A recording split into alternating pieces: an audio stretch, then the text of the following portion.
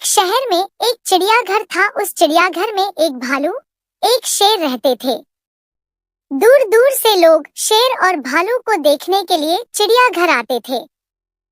चिड़ियाघर के मालिक का नाम छोटू था। छोटू बहुत ही लालची स्वभाव का आदमी था।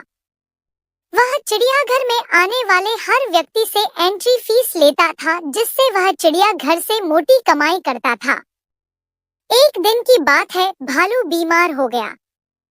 छोटू ने भालू का इलाज कराया, किंतु वह भालू को नहीं बचा सका। अब छोटू बहुत परेशान था, क्योंकि भालू के मर जाने के कारण चिड़ियाघर में आने वाले लोगों की संख्या में तेजी से कमी आ रही थी। छोटू ने सोचा कि अगर ऐसा ही चलता रहा तो एक दिन उसका चिड़ियाघर ही बंद हो जाएगा। छोटू ने आसपास के क्षेत्र में दूसरे भालू की तलाश की, किंतु चिड़ियाघर के लिए उसे कहीं कोई भालू नहीं मिला। छोटू दिन और अधिक परेशान होने लगा। एक दिन छोटू के दिमाग में एक तरकीब सूझी। छोटू रमेश नाम के व्यक्ति के पास गया और उससे बोला, रमेश, क्या तुम भालू बनोगे? मैं तुम्हें इसके बदले बहुत सारा पैसा दूंगा। रमेश को छोटू की बात समझ में नहीं आई। रमेश बोला, मैं तो इंसान हूँ, मैं भालू कैसे बन सकता हूँ?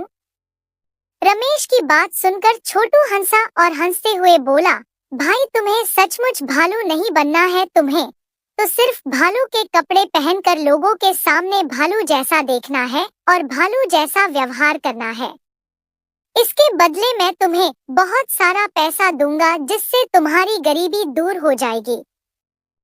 पैसों के लालच में रमेश छोटू की बातों में आ गया और भालू बनने के लिए तैयार हो गया।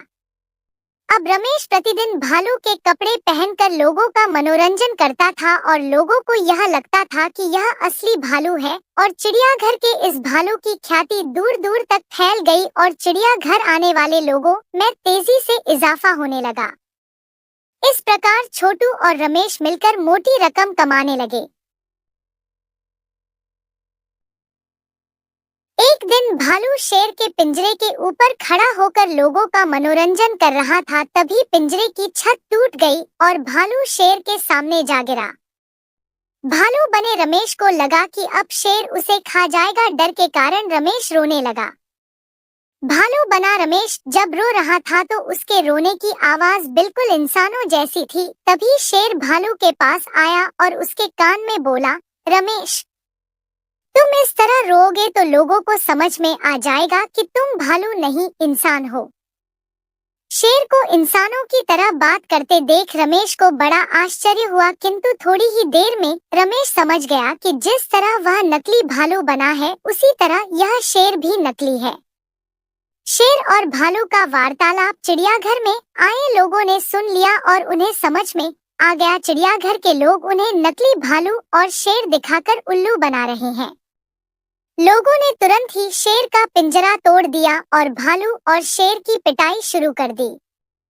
इसके पश्चात लोगों ने चिड़ियाघर के मालिक की भी पिटाई की और उन तीनों को पुलिस के हवाले कर दिया। शिक्षा चिड़ियाघर का भालू नामक कहानी से हमें शिक्षा मिलती है कि बुरे काम का नतीजा हमेशा बुरा ही होता है, इसलिए बुरे कामों से हमेशा दूर रहना चाहिए।